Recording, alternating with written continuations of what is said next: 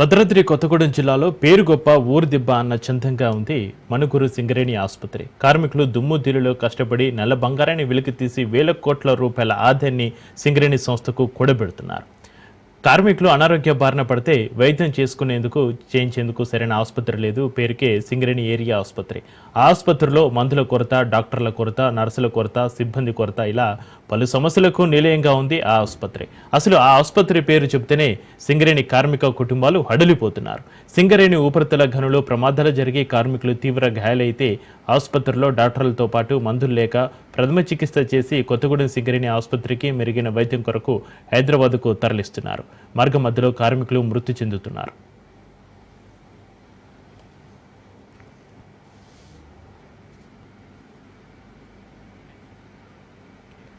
పేరుకే సింగరేణి ఆసుపత్రి first aid centre కంటే అధ్వానంగా ఉందని కార్మిక సంఘాల నాయకులు ఆరోపిస్తున్నారు.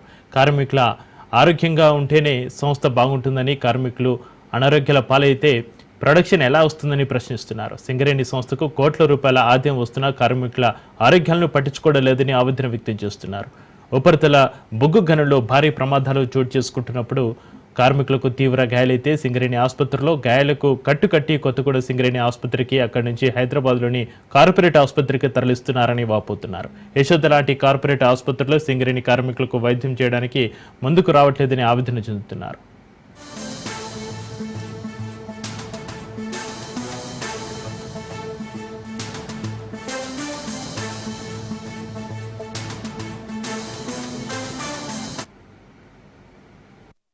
అనేక సార్లు మేనేజ్మెంట్ దృష్టికి హాస్పిటల్ మెడిసిన్స్ విషయంలో తీసుకెళ్ళినా మేనేజ్మెంట్ మాత్రం నిమ్మకు నీరెత్తినట్టుగా వివరిస్తూ ఉన్నది.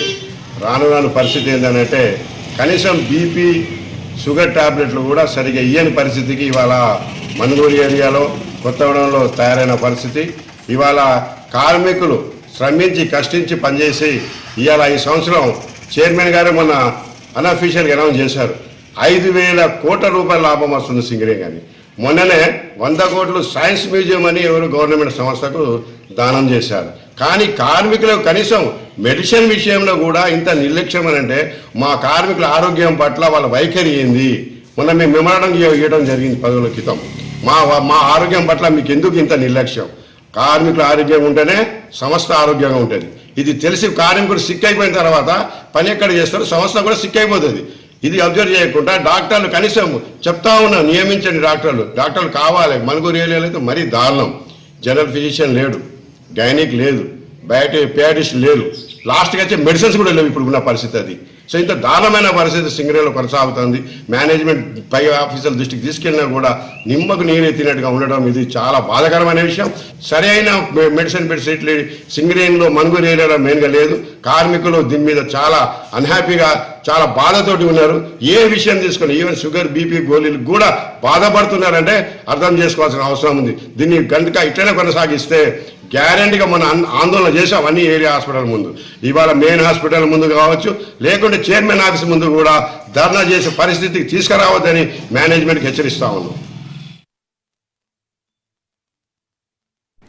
సింగరేణి ఆసుపత్రి మరీ దారుణంగా తయారైందని, బీపీ షుగర్ టాబ్లెట్ కార్మికులకు ఇవ్వలేని పరిస్థితి దాపురించిందని మండిపడుతున్నారు. డాక్టర్ల కొరత చెప్పలేందని gynaecologist, paediatrician, general surgeon, general medicine డాక్టర్లతో పాటు నర్సుల కొరత ఉందని, సింగరేణి యాజమాన్యం ఏమాత్రం పట్టించుకోవడం లేదని ఆవేదన వ్యక్తం చేస్తున్నారు. సంవత్సరానికి 5,000 కోట్ల రూపాయలు సింగరేణి సంస్థకు ఆదాయం వస్తుందని స్వయంగా చైర్మన్ చెప్పారని, ఒక మనుగూరు సింగరేణి సంస్థకు సంవత్సరానికి 2,000 కోట్లకు పైగా లాభాలు వస్తున్నా ఇతర ప్రాంతాలకు అభివృద్ధికి ప్రభుత్వ సంస్థలకు 100 కోట్లు ఇస్తున్నారని, మనుగూరు సింగరేణి ఆసుపత్రిని మాత్రం పట్టించుకోవడం లేదని కార్మిక నాయకులు వాపోతున్నారు.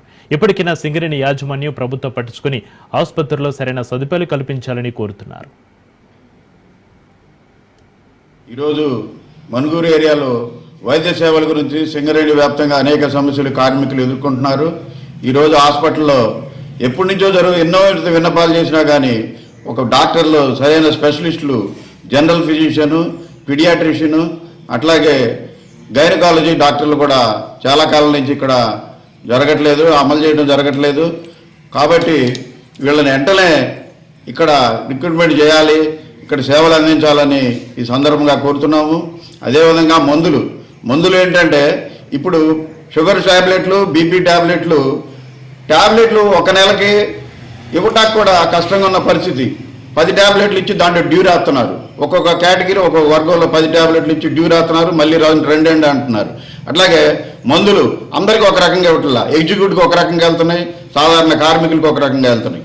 అదేవిధంగా యాక్సిడెంట్ల కేసు వస్తే సత్వరం సరైన వైద్య సదుపాయం అందించడానికి హైదరాబాద్ రిఫర్ చేయకుండా కొత్తగూడెం పంపడం, అక్కడి నుంచి ఫాలో అవటం, ఇవన్నీ చాలా లేట్ అవటం, ప్రాణాలు పోయే పరిస్థితి వస్తూ ఉంది.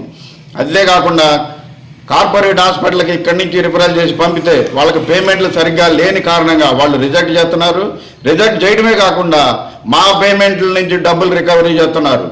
ఇది ఎట్లా న్యాయమని మేము అడుగుతున్నాం ఈ సందర్భంగా. అట్లాగే డాక్టర్ల కొరత, నర్సింగ్ స్టాఫ్ కొరత కూడా ఉంది. కాబట్టి ఈ సందర్భంగా నేను మనవి చేస్తున్నాను, డిమాండ్ చేస్తున్నాను. Thank you.